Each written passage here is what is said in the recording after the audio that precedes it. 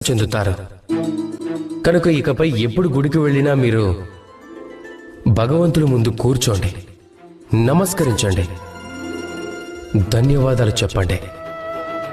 ధన్యవాదాలు దేవా, మీరు నాకు ఏదైతే ఇచ్చారో దానితో నేను సంతుష్టుడనయ్యాను అని.